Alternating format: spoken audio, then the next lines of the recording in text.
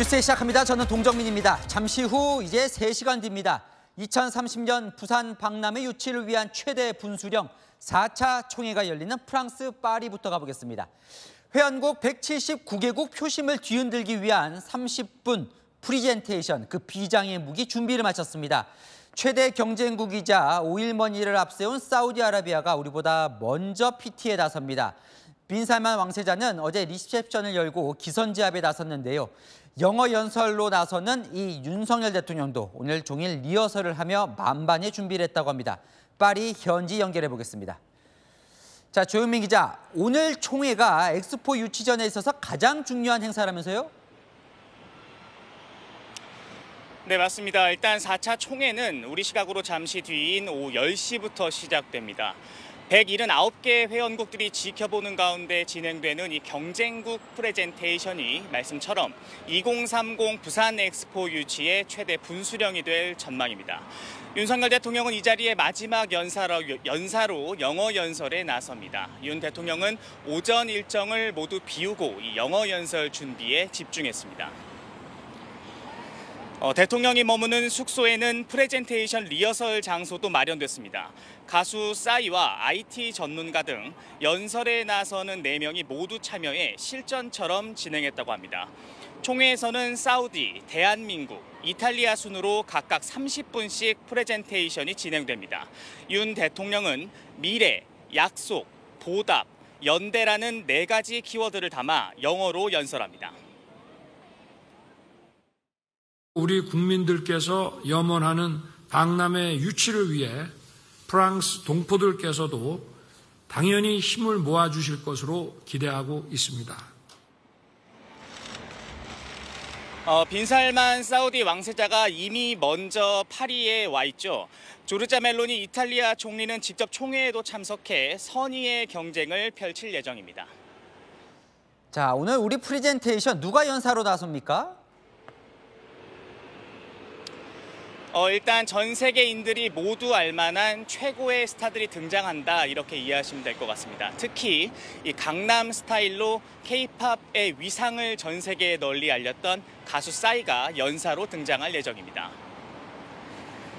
대통령실은 강남 스타일로 전 세계를 하나로 모았던 싸이의 경험으로 부산 엑스포가 전 세계인들을 또 한 번 하나로 만들겠다는 메시지가 담긴 캐스팅이라고 설명했습니다. 성악가 조수미 씨, 걸그룹 에스파 멤버인 카리나도 프레젠테이션에 상영될 영상에 등장합니다. 지금까지 프랑스 파리에서 채널A 뉴스 조용민입니다. 지금 프랑스 파리는 부산 엑스포를 홍보하는 행사, 현수막들로 가득합니다. 이 파리 시내에 부산 다방까지 꾸려졌다고 하는데요. 정부, 기업, 부산시가 총력전을 벌이고 있는 그 현장, 조은아 파리 특파원이 취재했습니다. 파리 시내 중심부 대형 쇼핑몰 앞에 부산이라고 적힌 카페가 문을 열었습니다. 부산 엑스포 홍보대사인 이정재 씨와 BTS 멤버들 사진도 걸렸습니다. Grâce à un film qui s'appelle Dernier train pour Busan. J'imagine que ça doit être sympa à visiter et à voir. 내부로 들어갔더니 엑스포 마스코트인 부산 갈매기, 부기와 아기 상어 핑크퐁도 보입니다. 여기에 있는 쓰레기 카드를 제거하면 믹스커피와 동백꽃 에이드 등 한국과 부산을 상징하는 음료를 무료로 제공합니다. 뮤지컬 오페라의 유령의 배경이자 하루 평균 50만 명이 오가는 오페라 가르니에 대형 5개 광고에 2030 부산 세계 박람회가 그려져 있습니다. Je pense que c'est un pays qui actuellement est en pleine expansion et que ça pourrait être intéressant de faire découvrir ce pays par justement l'exposition universelle, sachant que c'est un pays qui attire beaucoup, notamment il y a les jeunes, il y a également 개선문 앞 도로에는 부산 엑스포 유치 기원을 알리는 전기차가 달리고 있습니다. 오늘부터 이틀 동안 전기차 10대는 샹젤리제 거리와 에펠탑 등 관광 명소 곳곳을 누비면서 운행합니다. 프랑스 주재 우리 문화원은 6.25 직후부터 현재까지 부산의 발전 모습을 보여주는 전시회도 열어 역사 알리기에 나섰습니다. Vu justement qu'au Centre culturel coréen, il y avait cette exposition, et vu que je trouve intéressant de découvrir de nouvelles cultures. 정부와 부산시, 기업들은 국제박람회기구 총회장 인근까지 설치한 5개 광고로 회원국 표심 잡기에 총력을 쏟고 있습니다. 파리에서 채널A 뉴스 조은아입니다. 프랑스 파리에서 열릴 프레젠테이션을 누구보다 가슴 졸이면서 지켜볼 곳, 바로 부산이죠. 지난번 국제박람회기구 실사단 왔을 때 한마음으로 반겼던 부산 시민들. 오늘은 곳곳에서 거리 응원전을 펼치며 힘을 보탭니다. 부산도 연결해 보겠습니다. 배영진 기자, 지금 어디 나가 있습니까? 네, 저는 지금 부산 송상현 광장에 나와 있습니다. 몇 시간 뒤면 부산 엑스포 유치를 기원하는 응원전이 펼쳐지는데요. 시민들은 제가 입은 붉은색 옷처럼 입고 참여하는데요. 2002년 월드컵 상황 신안 때처럼 부산의 엑스포가 유치되는 강한 바람을 나타냅니다. 오늘 응원전 주제도 꿈은 이루어진다. 2030 부산 세계박람회 다시 붉은 악마로입니다. 축하 연주와 응원 퍼포먼스, 대학 치어리드팀 공연까지 더해지면서 분위기는 한층 열기를 더할 것으로 보입니다. 시민들은 최대 6개월간 면적 제한 없이 열려 월드컵과 올림픽에 비해 경제 유발 효과가 4배 이상이라는 엑스포 유치를 통한 경제 활성화를 기대합니다. 이번에 엑스포가 유치되어서 부산을 넘어서 대한민국 전체가 경제가 살아나고 우리 국민들이 더욱더 잘 살았으면 좋겠다는 생각입니다.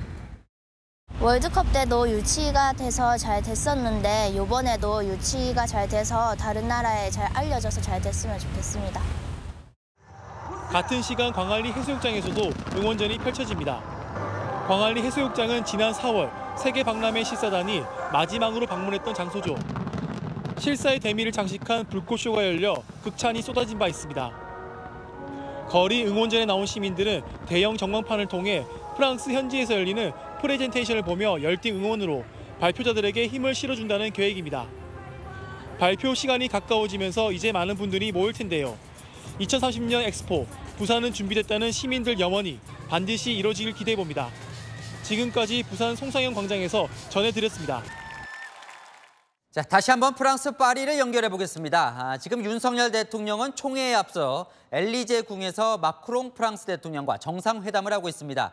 이 마크롱 대통령은 일찌감치 사우디아라비아의 엑스포 유치를 공개 지지한 바가 있어서 마음을 돌려야 하는 상황인데요. 현장 연결해 보겠습니다.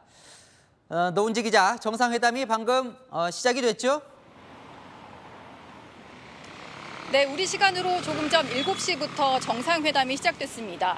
윤 대통령과 마크롱 대통령은 엘리제 궁에서 오찬을 겸해 각종 협력 방안에 대해 논의하고 있습니다.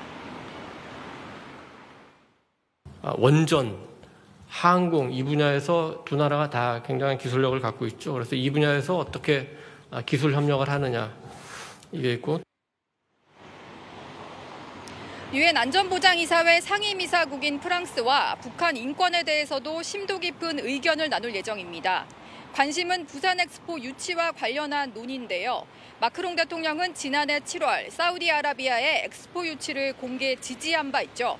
하지만 당시엔 한국이 유치 전에 본격적으로 뛰어들기 전이었던 만큼 설득 작업을 진행 중인 것으로 전해집니다.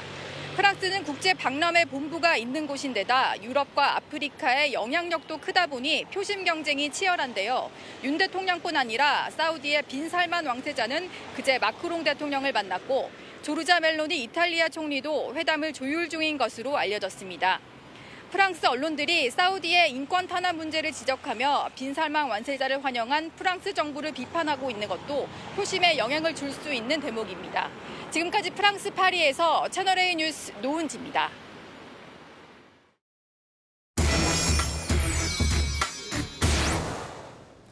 안희 기자, 대통령실 출입하는 조아라 기자 나왔습니다. 자, 이제 한 3시간쯤 남았는데요. 4차 PT, 이 30분의 프레젠테이션. 미리 좀 취재를 해왔죠? 한 방이 있습니까? 네, 그렇습니다. 4차 프레젠테이션, 이 사우디아라비아, 한국, 이태리 순서로 각각 30분 진행되는데요. 우리가 가진 강점이죠. 디지털 영상 기술을 활용해 눈을 뗄 수 없도록 30분 동안 숨 쉴 틈 없이 몰아붙이겠다는 게 우리 전략입니다. 이 파도가 출렁이는 3D 영상에 소리까지 입혀서 부산의 파도 소리도 파리에 전해줄 예정입니다. 기대가 되는데요. 이 PT 참석자들마다 다 스토리가 있다면서요? 네, 대통령실 최강의 멤버로 프레젠테이션을 준비하고 있다 이렇게 설명했는데요. 이번 우리의 4차 PT는 TV 오디션 형식으로 진행됩니다. 이 그룹 에스파 멤버 카리나가 영상을 통해 오디션 쇼의 진행자로 출연해 PT의 시작을 알릴 예정인데요. 전 세계 처음으로 아바타와 함께 활동해온 에스파가 미래 세대를 대표해 디지털 기술을 강조하기에 적임자로 봤다고 합니다. 이어서 글로벌 스타죠. 가수 싸이가 첫 현장 발표자로 나서는데요. 2012년 에펠탑 앞에서 불특정 군중들을 모으는 플래시몹을 했는데 무려 2만여 명의 파리 팬들이 모여 강남 스타일 춤을 췄었습니다. 그때처럼 부산 엑스포에서 전 세계인이 함께 모여 미래를 논의하자는 메시지를 전달한다고 합니다. 또 건축 조경, IT 전문가의 연설이 예정돼 있고요. 부산 엑스포 응원가를 부른 성악가 조수미 씨의 뮤직비디오가 나온 뒤 윤석열 대통령이 마지막 연사로 피날레를 장식합니다. 자, 윤 대통령은 이제 영어 연설을 하게 되는데 뭐 거의 외워서 해야 한다고 하더라고요. 현지에서도 계속 리허설을 했죠. 네, 그렇습니다. 이 윤 대통령이 국제 무대에서 영어 연설을 하는 건 지난 4월 미국 방문 당시 의회 연설 이후 이번이 두 번째인데요. 이 영어 연설을 물 흐르듯이 하기 위해서는 거의 외워서 해야 하는데 이 프랑스 출발 전 핵심 키워드를 중심으로 200착 붙게 많이 연습했다고 합니다. 현지에 도착해서도 머물고 있는 숙소 1층에 PT 장소와 유사한 환경을 만들어 놓고 두 차례 리허설을 진행할 정도로 공을 들이고 있습니다. 이 윤 대통령 연설 키워드는 크게 4가지입니다. 미래, 약속, 보답, 그리고 연대입니다. 특히 보답은 6.25 전쟁 그리고 그 이후 우리가 국제사회로부터 받았던 도움에 보답하는 차원이라고 대통령실은 강조했습니다. 이 대통령실 핵심 관계자, 물고기가 아니라 물고기를 잡는 방법을 국제사회, 특히 저소득 국가에 알려주려고 한다, 이렇게 설명했는데요. 한국의 성공 신화를 전수하는 방식으로 오일머니를 앞세우는 사우디와 차별화하겠다는 겁니다. 자, 그러다 보니까 다른 경쟁국들은 어떻게 이 프리젠테이션을 준비하고 있나도 궁금한데요. 어때요? 네, 이 서로의 전략을 들키지 않기 위해서 PT는 철저히 비공개로 준비가 되는데요. 다만 앞서 3차까지의 PT 내용을 통해 짐작해 볼 수 있습니다. 이 사우디는 변화의 시대를 주제로 하고 있는데요. 2차 때는 여성 인권이 열악한 나라라는 이미지를 벗기 위해 PT 연사로 여성 인사를 내세웠고요. 이 3차 PT에서는 사막 위에서 펼쳐지는 초대형 도시 건설 프로젝트인 네옴시티를 내세우고 있습니다. 이탈리아는 국제 박람회 기구 실사단 방문 당시 콜로세움 위에 드론 500대를 동원하며 유구한 역사와 최첨단 기술을 강조한 바 있습니다. 네, 이들 나라도 뭐 칼을 갈고 나왔겠죠. 자, 빈살만 왕세자, 이 행보가 관심인데 오늘 총회에 옵니까? 네, 지금까지는요, 총회의 모습을 드러내지 않을 거라는 전망이 많지만 깜짝 등장할 가능성도 배제할 수는 없습니다. 이 빈살만 왕세자는 사우디 반체제 언론인 자말 카슈크지 암살 사건의 배후로 지목되면서 유럽에서는 반인권 인사로 많은 비판을 받아왔습니다. 국내 엠네스티와 인권기구인 휴먼 라이츠 워치는 빈살만 왕세자를 환영한 프랑스까지 비판하는 형국인데요. 그래도 엑스포 유치에 총력전을 펴고 있죠. 특히 한국을 의식해 윤석열 대통령보다 먼저 마크롱 대통령을 만나고 공식 리셉션도 먼저 개최를 했습니다. 이탈리아 조르자 멜로니 총리도 오늘 파리에 도착했는데 총회에서 직접 PT를 할 가능성도 있다고 합니다. 자, 이 파리 현지 그야말로 총성 없는 전쟁이다, 이런 이야기가 들리던데 매일 이 지지 철회가 엇갈리고 있다면서요? 네, 그렇습니다. 어제 저희가 보도를 해드렸는데요. 이 한국과 사우디가 80대 87의 스코어를 보이며 한 자릿수 표차로 우리가 사우디를 따라잡고 있다, 이렇게 보도해드렸습니다. 이 파리 현지에서 치열한 물밑 유치전이 벌어지면서 이 표차가 시시각각 변하고 있는 분위기입니다. 실제로 어제 두 나라가 사우디 지지를 철회한 것으로 전해지는데요. 일찍 유치전에 뛰어든 사우디의 독주 체제가 분명했는데 한국이 뛰어들면서 회원국들도 상당히 난감해하고 있다고 합니다. 우리 정부는 사우디보다 우수한 인프라와 국제행사 유치 경험을 강조하면서 부산 이즈 레디, 부산은 준비를 마쳤다는 메시지를 강조하고 있습니다. 그 하이라이트가 바로 2시간 뒤 있을 4차 PT가 될 텐데요. 9시 40분부터 저희 채널A가 전 과정을 생중계해드릴 예정입니다. 네, 한국의 역량이 총 집결될 테니까요. 함께 보시면 좋을 것 같습니다. 아는 기자, 조아라 기자와 살펴봤습니다. 이재명 민주당 대표가 어제 불체포 특권 포기 선언을 하자 김기현 국민의힘 대표가 오늘 역제안을 했습니다. 말로만 하지 말고 여야 의원 모두 서약서를 쓰자는 겁니다. 한동훈 법무부 장관도 나섰습니다. 말보다 실천이 중요하다며 2가지 선택지를 제안했습니다. 김호영 기자입니다. 국회 교섭단체 대표 연설에 나선 김기현 국민의힘 대표는 전날 이재명 더불어민주당 대표의 불체포 특권 포기 선언을 믿기 어렵다고 지적했습니다. 이재명 대표께서 국민들 앞에 불체포 특권 포기하겠다고 여러 차례 약속했습니다. 그런데 손바닥 뒤집듯 뒤집었습니다. 국민 속인 겁니다. 그러면서 국회의원 모두가 불체포 특권 포기 서약을 하자고 제안했습니다. 우리 모두 불체포 특권 포기 서약서에 서명할 것을 제안합니다. 야당의 답을 기다리겠습니다.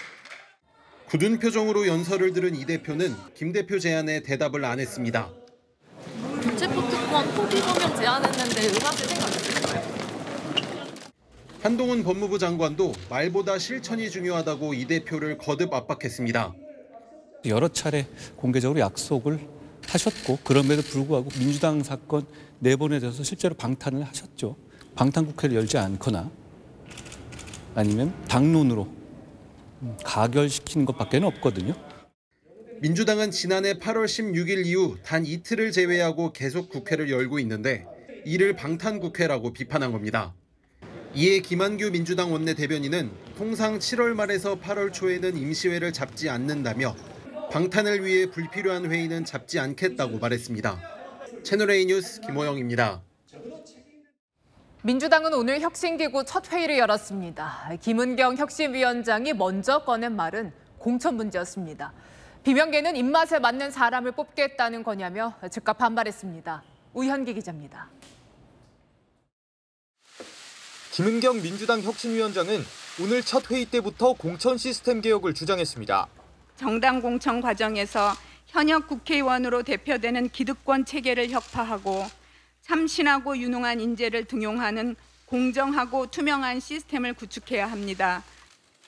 민주당은 이미 공천제도 TF를 통해 지난달 공천 룰을 확정했는데 혁신위가 다시 공천 시스템을 바꾸겠다는 취지입니다. 논란이 예상되자 김 위원장은 회의가 끝난 뒤 수위를 낮췄습니다. 공천룰을 향하여 저희들이 무엇을 하겠다는 것이 아니고 전체적으로 개혁에 필요하다면, 혁신에 필요하다면 그 부분들 들여다볼 수 있고. 김 위원장의 발언에 비명계는 반발했습니다. 현 지도부가 혁신위를 앞세워 자신들의 입맛에 맞는 사람이 뽑히도록 시스템을 바꾸려 한다는 겁니다. 한 비명계 중진 의원은 김 위원장의 공천 언급은 이재명의 민주당을 완성시키려는 의도라고 지적했습니다. 또 다른 의원은 친명 쿠데타를 본격적으로 하겠다는 것이라고 비판했습니다. 하지만 친명계 한 의원은 총선이 1년도 남지 않은 만큼 공천개혁은 혁신위가 당연히 다뤄야 할 주요 의제라고 혁신위를 옹호했습니다. 기득권 혁파를 강조한 김은경 위원장은 7명의 혁신위원들 가운데 5명을 외부 인사로 채웠습니다. 채널A 뉴스 우현기입니다. 오늘 국회에서는 후쿠시마 오염수 방류와 관련한 긴급 현안 질의가 열렸습니다. 여야 간에 고성이 오가면서 치열하게 맞섰습니다. 유주은 기자입니다. 후쿠시마 오염수 방류를 놓고 여야가 국회 농해수위에서 충돌했습니다. 윤재갑 민주당 의원은 물이 담긴 어항에 검은 잉크를 부으며 방류의 위험성을 강조했습니다. 이 어항에는 해류도 없고 조류도 없고 파도도 없습니다. 그러면 이 잉크가 그대로 남아 있어야 되는데 이 어항 내로 다 번집니다. 민주당은 오염수 안정성에 대한 근거를 대라며 여권을 압박하기도 했습니다. 방류도 않은 상태에서 앞으로도 안정할 겁니다. 단언해? 이런 자세가 어떻게 정부가 그런 국민의 안전을 책임지는 자세가 아닙니다. 국민의힘은 야당발 괴담이 문제라고 받아쳤습니다. 정치적 이득만을 추구하는 야당 총 88만 명에 달하는 여민을 포함한 수산업 종사자가 전체가 궁지에 몰리고 상당히 어려움을 겪고 있습니다. 문재인 정부 때와 입장이 달라졌다고 몰아세우기도 했습니다. 문재인 정부는 이 문제에 대해서 역사적으로 사과를 해야 돼요. 후쿠시마 처리수 과학적으로 문제가 없다는 결론을 내린 바 있으며 정부는 국민들의 우려를 고려해 국내 해수욕장 20곳에서 방사능 긴급 조사를 합니다. 후쿠시마 공해상에서도 매달 시료를 채취할 계획입니다. 채널A 뉴스 유주은입니다.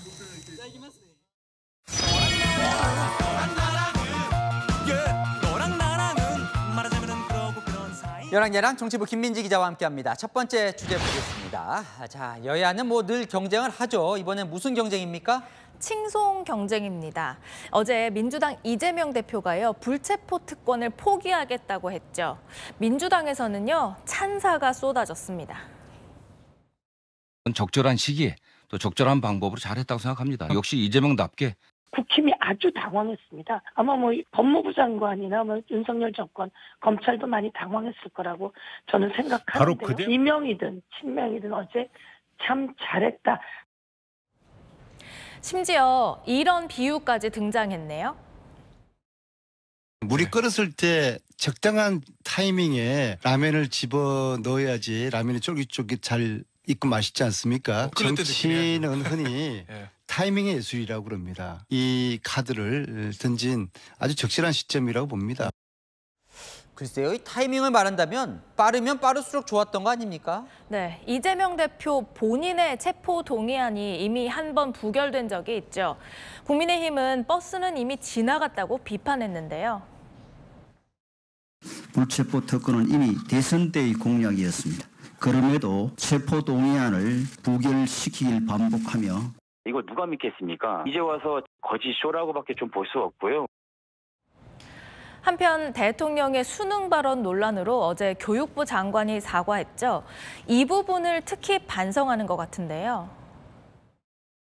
지난 정부가 방치한 사교육 문제, 대통령께서 이 문제를 여러 차례 지적하셨음에도 불구하고 신속하게 대책을 내놓지 못한 것에 대해서 죄송하다는 말씀을 드립니다.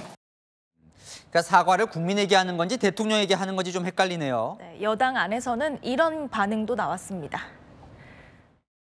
수십 년 동안 검사 생활을 하시면서 입시 부정 사건을 수도 없이 다뤄보셨고 특히 조국 일가의 대입 부정 사건을 수사 지휘하는 등 누구보다도 해박한 전문가이십니다. 정확히 꿰뚫고 계신다는 것을 아니 그러면 수사하면 그쪽에 다 뭐 전문가가 되는 겁니까? 음주운전 단속한 경찰이면 그 경찰이 술 제조 최고의 명인입니까?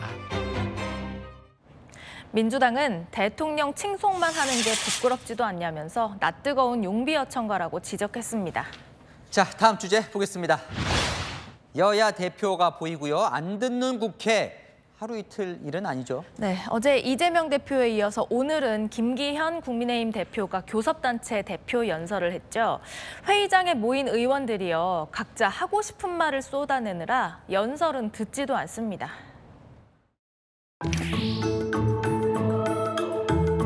어제 이재명 대표님 말씀 잘 들었습니다. 사법 리스크, 돈 봉투 비리, 남 탓 전문 정당 대표로서 하실 말씀은 아니었습니다.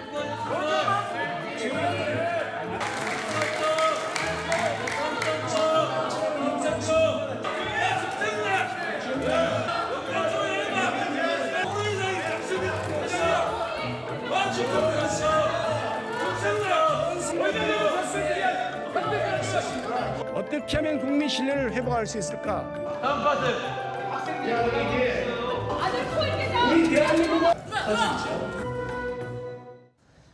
귀가 따가울 지경인데 방청석에 소중한 손님이 와 있었다면서요? 맞습니다. 학생들은요, 의원들이 싸우는 모습을 무표정으로 지켜봤고 하품을 하기도 했습니다.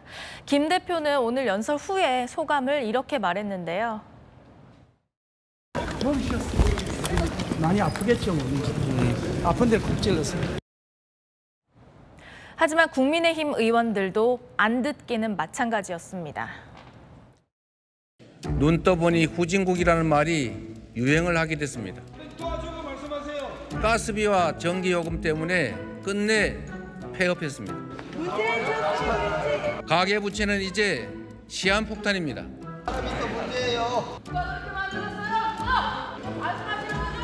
지난 1년 대통령은 야당과 한 번도 만나지 않았습니다.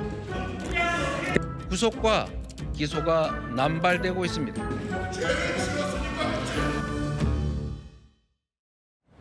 의원님들, 이 모습을 방청석에서 지켜본 학생들에게 부끄럽지 않으신가요? 어제 오늘 견학원 아이들이 뭘 배울까 싶네요. 네, 지금까지 여랑야랑이었습니다. 다음 소식입니다. 100명 중에 2명만 맞출 수 있다는 초고난이도 킬러 문항. 현직 교사들도 풀기 힘들 정도라죠. 윤석열 대통령은 이런 문제 내지 말라고 했는데 6월 모의평가에서 냈다면서 수능 사령탑까지 사실상 교체했습니다. 자, 이 6월 모의평가에 킬러 문항이 얼마나 많았던 걸까요? 이혜주 기자가 살펴봤습니다. 지난 1일 실시된 모의평가 국어 14번 문제입니다. 지문이 2개나 되고 길이도 거의 시험지 한 면을 차지할 정도입니다. 정답률이 낮아 소위 킬러 문항으로 분류됐습니다. 기자가 직접 풀어본 후 입시 강사에게 문의해봤습니다. 킬러 문항 자체에서는 이제 요구하는 게 많아요. 그럼 이 문제를 접할 때가 보통 학생들이 70분이 넘어간 시간이란 말이에요. 엄청 급하게 읽거든요. 그럼 이제 뭔 내용인지도 모르는 상태에서. 국어 영역 11번 문제, 금속 촉매 활성을 설명하는 과학기술 지문에 그래프까지 분석해야 하는 문제입니다. 이런 킬러 문항이 등장한 건 2018학년도 영어 과목이 절대평가로 전환되면서부터로 알려져 있습니다. 영어가 변별력의 핵심 과목에서 빠지다 보니까 국어 수학을 쉽게 출제할 수 없다라는 부담감. 킬러 문항은 통상 정답률 20% 미만의 교과서 밖 배경 지식이 필요한 문제를 일컫습니다. 수능에서 국어 영역 45문항 중 5개, 수학 영역 30문항 중 7개 정도입니다. 이번 6월 모의평가 수학 영역에선 공통과목 22번, 미적분 30번을 포함해 총 5문제, 국어에선 6번, 11번, 14번 등 4문제가 입시 전문가들이 꼽는 킬러 문항입니다. 예년과 엇비슷한 숫자지만 6월 모의평가에서 킬러 문항을 기존의 절반으로 줄이라는 윤석열 대통령의 지시가 반영되진 않은 것으로 전해집니다. 결국 교육부 대입국장의 경질과 평가원장의 사퇴 배경이란 해석입니다. 일각에선 도입된 지 30년 가까이 된 수능의 문제 유형이 대부분 파악돼 변별력이 한계에 다다랐다는 분석도 나옵니다. 채널A 뉴스 이혜주입니다. 이 킬러 문항들이 논란이 되는 건 학교에서는 배우기 힘든 학원 가야만 익힐 수 있는 문제이기 때문이죠. 대형 학원들은 킬러 문항 문제집을 만들고 이를 바탕으로 고액 강의를 하는 킬러 마케팅을 펼치고 있습니다. 이어서 김용성 기자입니다. 한 대형 학원 홈페이지에 올라온 공고문입니다. 대학생, 강사 등을 대상으로 수학과 과학 탐구 과목의 킬러 문항을 공모하고 있습니다. 총 상금 3억, 킬러 문항은 한 개당 70만 원에서 200만 원 상당의 상금을 준다고 안내합니다. 또 다른 학원도 마찬가지, 얼마든지 지급 가능하다며 킬러 문항당 최대 100만 원, 추가로 300만 원의 상금도 내걸었습니다. 초중고등학생의 사교육부 지출은 지난해 26조 원, 전년보다 11% 가까이 늘었는데 최근 사교육 시장 급성장의 한 축에 이런 킬러 문항 마케팅이 자리 잡고 있다는 분석입니다. 고품질의 문항을 입수해서 아이들에게 나눠주고 수업하는 거. 공모하기도 하고 의뢰하기도 하고 그렇죠. 단순하게 어려운 게 아니고 수능에 반영될 만큼의 양질의 문항이어야 되는 거예요. 그 문제 내는 기술의 문제니까. 강남의 일부 학원들은 킬러 문항을 내세우며 최상위권 학생들 사이 입소문을 타면서 급성장한 것으로 알려지고 있습니다. 변별력을 위해 등장한 킬러 문항이 고액 강의와 교재로 이어지면서 사교육을 부추긴다는 지적이 나옵니다. 1, 2점 차이로 대입이 좌우되는 상황에서 입시생, 학부모는 킬러 문항을 놓칠 수 없습니다. 변별을 위해서 어느 정도는 필요하다고는 생각을 하고요. 왜냐면 킬러 문항이 없을 때는 실수 하나로 원래 실력과 상관없이 막 등급이 바뀌는 경향들이 있어서 당장 9월 모의평가부터 킬러 문항이 배제되고 변별력을 위해 준킬러 문장의 비중이 커질 것으로 보입니다. 준킬러 문항은 교과서 밖에서 출제되지 않겠지만 관련 지문이 길어지고 사고력을 더 필요로 할 가능성이 제기됩니다. 풀이 시간이 더 오래 걸릴 수 있다는 우려도 나옵니다. 킬러 문항이 빠진 자리를 준킬러 문항으로 대체하는 것만으로 사교육을 줄일 수 있을지는 미지수입니다. 채널A 뉴스 김용성입니다. 2심 재판에서 징역 20년을 선고받은 이른바 돌려차기 사건의 가해자가 억울하다며 대법원에 상고를 했습니다. 하지만 검찰은 법적인 이유 때문에 상고하지 못했습니다. 피해 여성은 차라리 직접 상고할 수 있게 해달라고 국민청원에 나섰습니다. 강경모 기자입니다. 처음 본 여성에게 의식을 잃을 정도로 무차별 폭행을 한 이모 씨. 돌려차기로 쓰러뜨리고 쓰러진 여성을 발로 차고 의식을 잃자 들쳐매고 사라지는 모습까지 CCTV에 담겨 공분을 샀습니다. 1심에선 살인 미수 혐의만 적용돼 징역 12년이 선고됐고 항소심에선 성범죄를 시도한 정황도 인정돼 징역 20년형으로 늘었습니다. 하지만 검찰이 구형한 징역 35년보다는 가벼운 형량을 두고 피해 여성은 불안한 심정을 토로했습니다. 출소하면 그 사람 50인데 저랑 나이 4살밖에 차이 안 나는데 대놓고 보복하겠다는 사람을 아무도 안 지켜주면 저는 어떻게 살라는 건지. 반대로 1심 형량조차 너무 많다며 재판부에 낸 반성문에서조차 불만을 드러냈던 이 씨. 항소심 형량이 너무 무겁다며 어제 대법원에 상고한 사실이 확인됐습니다. 다치게 한 것은 인정하고 반성하지만 강간과 살인 등 혐의에 대해선 고의가 없었다는 주장입니다. 20년 선고형이 너무 무거워서 부당하다는 취지이거든요. 진실이 드러나지 않는 것이 본인한테 이제 유리하다고 생각을 하는 아주 괘씸한 생각이죠. 반면 검찰은 상고를 하지 않았습니다. 항소심에서 공소 사실이 모두 인정된 상황에서 양형이 부당하다는 이유로는 상고할 수 없기 때문입니다. 대신 피해 여성이 나섰습니다. 대법원에 국민청원을 내며 가해자는 상고가 가능한데 왜 검찰은 하지 못하냐며 박균재에 대해서 양형 부당을 얘기하지도 못하냐고 호소했습니다. 언제까지 피해자가 직접 증명을 해야 하냐며 억울함을 토로하기도 했습니다. 채널A 뉴스 강정무입니다. 외국인 남성이 주택가에서 한 손에는 흉기, 한 손에는 술병을 들고 난동을 부리다 붙잡혔습니다.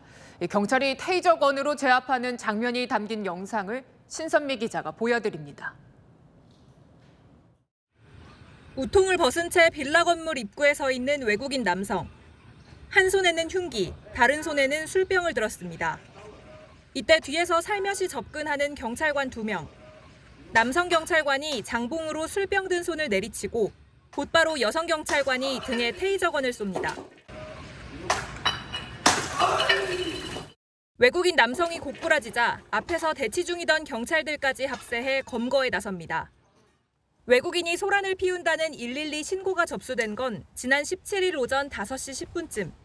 한시 난리를 쳤어. 건물 사람이 무서워가지고 했다고 그러더라고. 칼 들고 그랬다고, 피도 조금 보였다고 그러더라고. 출동한 경찰들이 여러 차례 투항을 권했지만 흉기로 위협하던 상황. 인근 파출소에서 지원 출동한 2 경찰관이 검거에 결정적 역할을 했습니다. 건물 뒤로 돌아가서 이제 상황을 보는 와중에 담배를 피고 있더라고요. 그러니까 조금 방심을 했다고 판단을 해서 그때 이제 같이 그 검거를 하게 됐어요. 부상자도 나오지 않은 완벽한 작전이었습니다. 마침 이날 야간 근무 전에 그 경찰서에서 물리력 대응 교육을 받고 왔어요.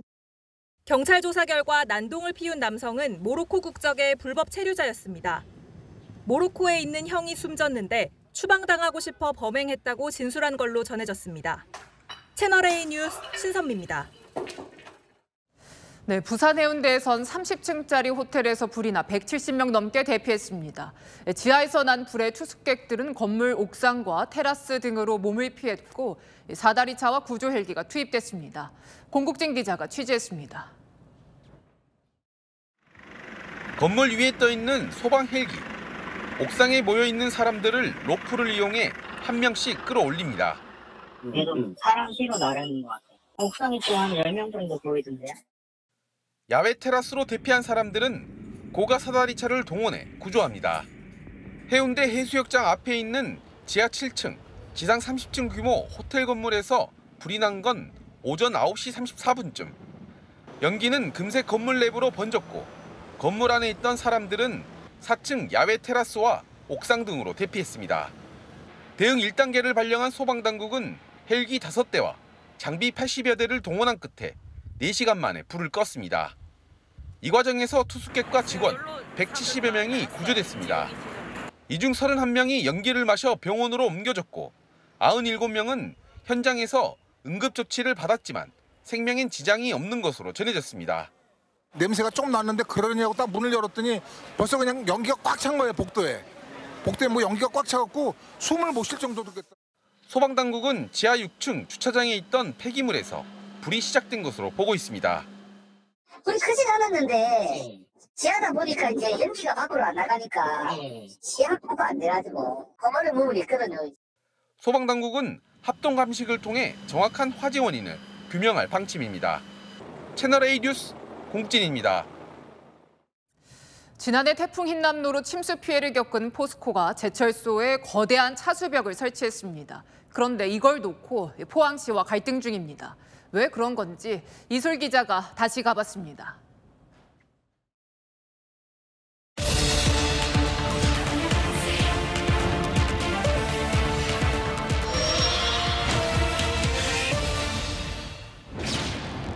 지난해 9월 태풍 흰남노의 영향으로 시간당 110mm의 비가 쏟아졌던 포항 남구의 포스코 포항제철소.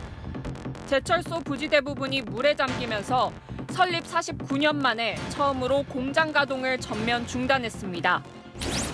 올해 장마 시작을 앞두고 제철소를 다시 찾아가 봤습니다. 퇴근 시간이 지난 시각.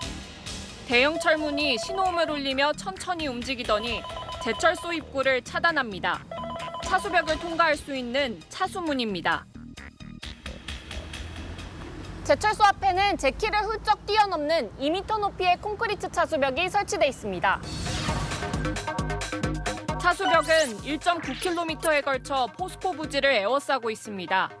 지난해 범람했던 냉천에서 물이 들어오는 걸 막기 위한 용도로 지난달 말 완공됐습니다.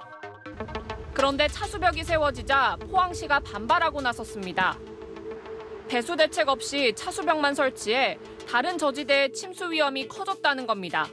물을 어느 정도 빠지도록 만들어 놓고 한 다음에 앞에다가 막아야 되는데 그렇게 하지 않으면 물이 더더욱더 범람한다 이거죠. 포스코가 세운 차수벽에서 배수로까지의 거리는 불과 2.5m. 포항시는 포스코가 각종 시설물로 배수로를 막아 물의 흐름을 방해한다고 주장합니다. 그러면서 포스코 측에 차수벽을 만들기 전 배수 대책부터 논의하자고 요구했지만 포스코 측이 이에 응하지 않고 공사를 강행했다는 겁니다. 하지만 포스코 측은 지난해 산업통상자원부가 꾸렸던 민관 합동조사단의 권고에 따라 차수벽을 설치했고 지난해 12월 포항시에도 신고해 문제가 없다는 입장입니다. 또 차수벽까지는 포스코 부지지만 바로 앞 배수로는 국유지인 만큼 포항시가 관리해야 한다고 맞서고 있습니다. 포항시는 국가산단이 만들어질 무렵인 1970년대 배수로를 만든 건 포스코라며 관리 책임이 포스코에 있다고 반박합니다. 주민들 반응은 엇갈립니다. 세상에 피해 안 된 거야지. 자기들만 살았다고 하면 안 되죠. 우리 100% 피해거든요. 그럼 내가 이럴 거 아닙니까? 사기업이 그 자기 피해 안 입으려면은 어쩔 수 없다고 봐요. 저는 이제 포항시에서 해야 될 일을 지금 안 하고 있다고 저는 판단하고 있거든요. 포항시 전체 재해 복구율은 52% 수준. 갑자기 큰 비라도 오면 또다시 침수 피해가 우려됩니다. 기업이니까 의사결정이 빠르겠죠. 그런데 관에서는 이런 어떤 일들이 다소 늦어요. 사적 영역과 공적 영역이 이제 충돌하는 부분이잖아요. 상생의 치수 계획을 수립해야 되는데 그렇지 못한 것이 상당히 아쉽다 하는 생각이 드네요. 대기업과 지자체가 책임을 미루는 사이 시민들은 침수 위험에 노출되고 있습니다. 다시 간다, 이솔입니다. 조국 전 장관의 딸 조민 씨가 고급 외제차를 타고 다닌다는 주장을 했던 이 가로세로 연구소 출연진에 대한 1심 법원의 판단이 나왔습니다. 무죄였습니다. 허위 사실은 맞지만 이 명예훼손까지는 아니라고 본 겁니다. 김정근 기자입니다. 조국 전 법무부 장관의 딸 조민 씨의 명예훼손 혐의로 재판을 받아온 강용석 변호사 등 가로세로 연구소 관계자들. 검찰이 징역 1년과 8개월씩을 구형한 이들 모두에게 1심 재판부는 무죄를 선고했습니다. 쟁점은 2019년 가세연이 조민 씨가 학교에서 포르쉐를 타고 다닌다는 허위 사실을 퍼뜨려 명예를 훼손했는지였습니다. 저희 딸아이가 포르쉐를 타고 다닌다고 합니다. 제가 어떻게 하라는 것입니까? 애초부터 명백한 허위 사실을 알면서도 고의로 그런 비판을 하고 재판부는 방송 내용은 허위 사실이라고 인정했습니다. 다만 조민 씨의 사회적 가치나 평가를 침해한다고 단정하긴 어렵다고 봤습니다. 이어 해당 발언은 조국 법무장관 후보와 관련한 공적 관심사라 이에 대한 폭넓은 비판과 의혹 제기는 감수되어야 한다고 지적했습니다. 당시 의혹 제기를 뒷받침할 제보가 실제로도 있었고 조민 씨에 대한 비방 목적이 있었다고 단정하기 어렵다고도 했습니다.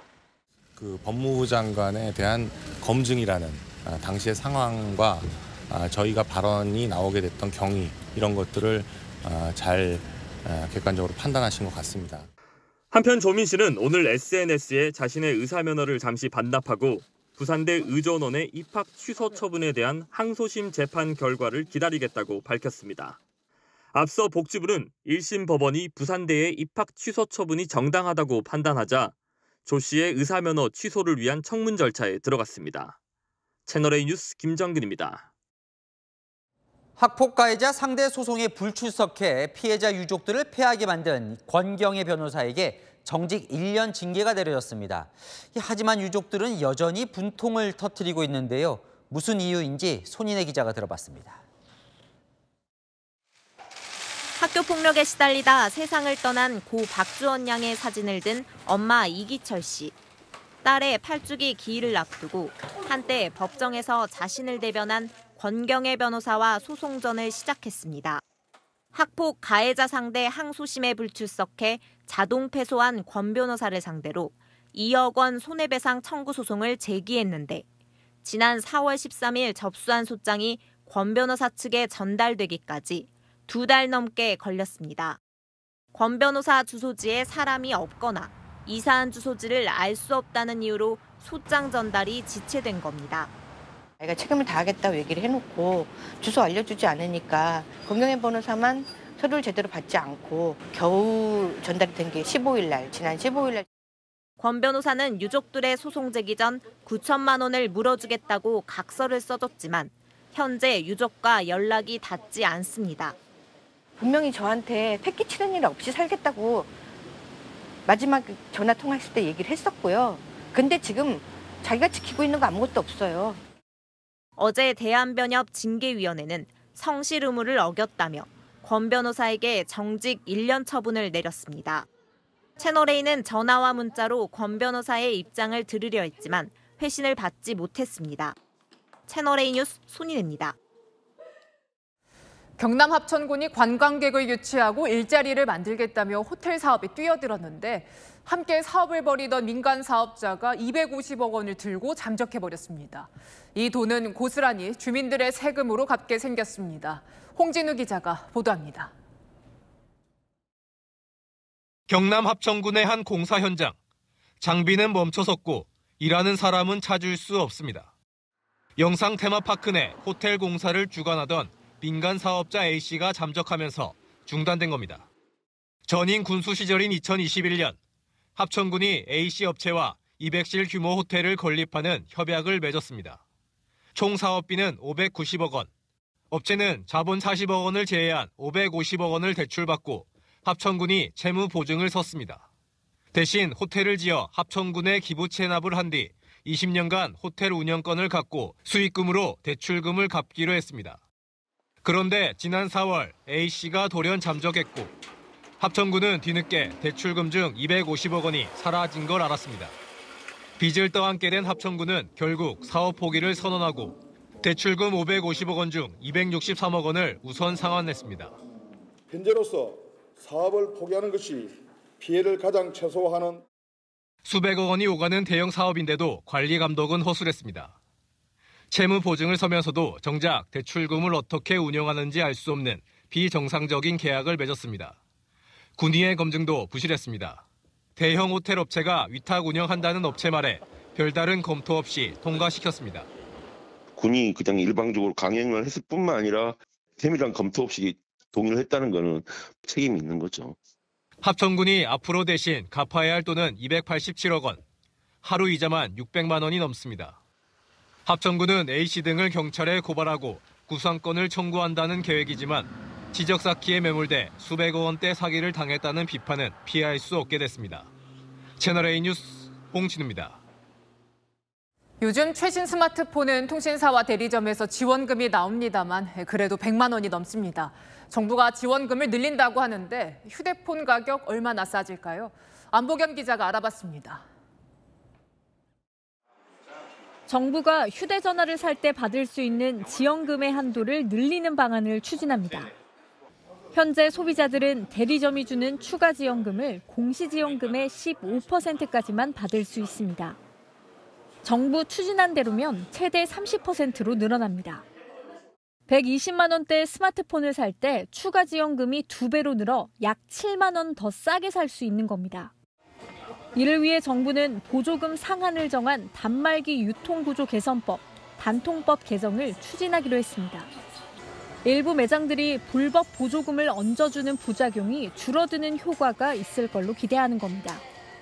어둠의 경로라고 불리는 그곳으로 사는 게 비싼 요금제를 포함한다고 해도 2년의 계약 기간 총 금액을 따지면 더 저렴하기 때문에 불법 영업을 하는 곳에 가봤더니 115만 원대 스마트폰을 5만 5천 원에 살 수 있습니다. 제휴카드를 쓰면 오히려 현금을 줍니다. 5만 원? 그냥 이거 그냥 끝나신 거예요. 산 거예요. 5만 5천 원, 5만 원씩 사신 거예요. 카드를 쓰게 되면은 빵도 나고 차도 나고. 통신업계는 제조사가 휴대전화 가격을 낮춰 소비자 부담을 줄이는 게 먼저 아니냐며 지원금을 높여도 불법 영업은 근절되지 않을 것이라고 반발하고 있습니다. 이런 가운데 정부는 로밍 요금과 5G 요금제의 최저 금액을 내리는 방안도 추진하겠다고 밝혔습니다. 채널A 뉴스 안보겸입니다. 어제 시진핑 중국 국가주석과 토니 블링컨 미 국무장관의 만남에서 눈길을 끈 것 중 하나는 자리 배치였습니다. 시 주석은 상석에 앉았고 블링컨 장관은 보고하듯 긴 테이블 한쪽에 앉은 겁니다. 이윤상 기자입니다. 중국 외교라인과 시진핑 국가주석까지 잇따라 만난 블링컨 미 국무장관은 핵 프로그램 개발과 미사일 발사로 위협하는 북한에 대해 중국의 영향력 행사를 요구했습니다. China is in a unique position to press Pyongyang to engage in dialogue and to end its dangerous behavior. 이에 대해 중국 정부는 정례 브리핑을 통해 한반도 문제 해결을 위해 계속 건설적 역할을 할 것이라면서도 꼬인 지점은 명확하다며 북한 제재에 반대해온 입장을 반복했습니다. 블링컨 장관을 만나 양국 공존을 강조한 시진핑 국가주석.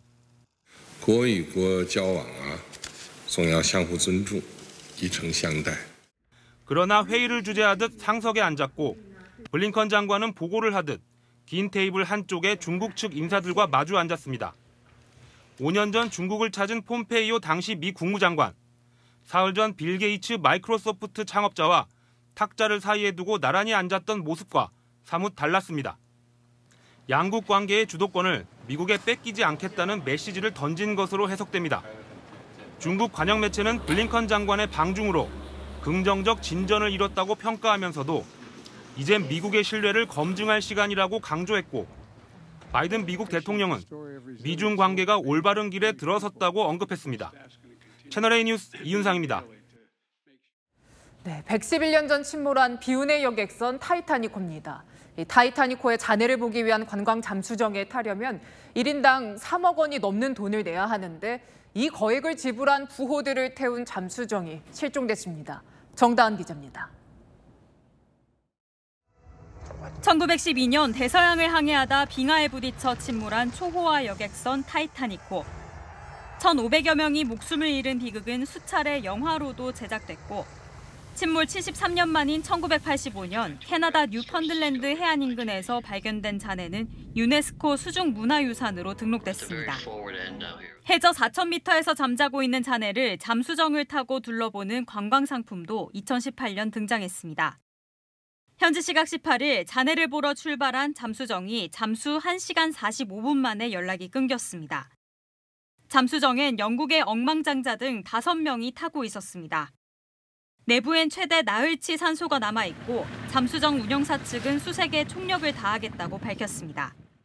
Deep submersible diving is very dangerous, but it's high tech, and as each year goes by, the equipment gets better, the technology gets better, and so on. So I'm very hopeful and very positive. 그러나 실종 지점이 멀고 수심이 깊어 구조는 쉽지 않습니다. It is a remote area, and it is a challenge to conduct a search in that remote area. 8일간 진행되는 타이타닉호 잔해 관광 상품은 한 사람당 25만 달러, 우리 돈 약 3억 2천만 원에 달하는 것으로 알려졌습니다. 현지 언론들은 부호들 사이에 유행하고 있는 하이리스크 관광, 위험을 무릅쓰고 미지의 공간을 찾는 여행을 조명했습니다. 민간 우주회사의 우주관광부터 활화산 등반과 용암 관찰까지 일반인은 근접할 수 없는 경험을 하려는 손님이 꾸준히 늘고 있다고 전했습니다. 채널A 뉴스 정다은입니다. 어마어마한 오일머니로 세계적인 축구 스타들을 영입 중인 사우디아라비아가 이번엔 손흥민에게도 러브콜을 보냈다는 보도가 나왔습니다. 제시한 연봉은 421억 원, 4년 총액이 1,700억 원 가까이 되는 걸로 알려졌습니다. 권솔 기자입니다. 이달 초 프랑스의 특급 공격수 벤제마의 입단식은 호날두 때 못지않게 화려했습니다. 살람 알레이쿰. 벤제마가 들어올린 발롱도르 트로피는 새로운 시대를 상징했습니다. 현역 세계 정상급 선수의 사우디행이 일시적인 게 아니라 이제 트렌드가 된 겁니다. 연이어 굵직한 선수들의 사우디 이적설이 나오고 있는 가운데 오늘은 손흥민도 러브콜을 받았다는 보도가 나왔습니다. 미국의 ESPN이 밝힌 제안의 내용은 계약 기간 4년에 연봉은 우리 돈 약 421억 원, 총액 1,684억 원의 엄청난 규모입니다. 영입에 나선 구단은 벤제마를 영입한 아리티아드입니다. 연봉 421억 원은 현재 토트넘에서 받는 연봉의 2.5배를 넘습니다. 세금을 제한 금액으로 따지면 4-5배나 많은 돈입니다. 아리티아드가 준비한 이적료는 약 800억 원. 하지만 손흥민과 2025년까지 계약을 맺은 토트넘이 이 조건을 받아들일 가능성은 높지 않습니다. 새 감독을 영입해 다음 시즌 재도약을 노리는 상황에서 손흥민을 내주긴 어렵습니다. 손흥민은 대표팀에서 컨디션을 끌어올리고 있습니다. 스포츠 탈장 수술 여파로 지난주 페루전에 빠졌지만 오늘 엘살바도르전 출전은 가능할 전망입니다. 대표팀 주장으로서 부담이 큰 경기입니다. 감독님께서 아직 초승을 못 거두셨는데 선수들도 그런 거를 얼마나 큰 의미를 가지고 있는지 잘 알고 있어서 또 승리하는 경기를 할 수 있었으면 좋겠습니다. 채널A 뉴스 권솔입니다. 내일은 낮이 가장 길다는 절기하지인데요. 내일까지 전국이 흐린 가운데 비가 내리면서 더위가 주춤하겠습니다. 예상되는 비의 양은 전국에 10에서 60mm로 돌풍과 벼락이 동반되는 곳도 있겠고요. 아침에는 전국 대부분 지역에 비가 내리는 만큼 출근길 교통안전에 주의하셔야겠습니다. 비는 내일 새벽에 제주부터 그치기 시작해서 서울 등 서쪽 지역은 오후면 잦아들 텐데요. 그 밖의 지역은 밤에 그치겠습니다. 내일 기온 살펴보겠습니다. 아침 기온 서울과 대전 20도, 전주 22도 보이겠고요. 한낮에는 서울과 광주 26도, 대구 28도로 오늘과 비슷하거나 조금 낮겠습니다. 금요일에는 다시 30도 안팎의 여름 더위가 찾아오겠고요. 일요일 전후에서 제주도에는 장마가 시작될 예정입니다. 날씨였습니다. 88 올림픽 개최로 전 세계에 한국의 존재를 알렸습니다. 더 이상 전쟁 폐허국이 아닌 한강의 기적을 일군 나라로요. 2002년 월드컵 개최로 경제뿐 아니라 사회, 문화까지 성숙해진 대한민국의 위상을 자랑했죠. 이제 우리는 2030년 부산 엑스포 유치를 향해 달려가고 있습니다. 유치에 성공한다면 월드컵, 올림픽, 엑스포까지 3대 국제 행사를 치룬 전 세계 7번째 나라가 됩니다. 잠시 후 9시 40분부터 저희 채널A는 이 부산 엑스포 유치의 최대 분수령이 될 프레젠테이션을 생중계합니다. 대한민국의 재도약을 이끌 엑스포 유치 성공을 염원하면서 마침표 찍겠습니다. 부산은 준비됐다. 부산 is ready. 뉴스에 마칩니다. 감사합니다.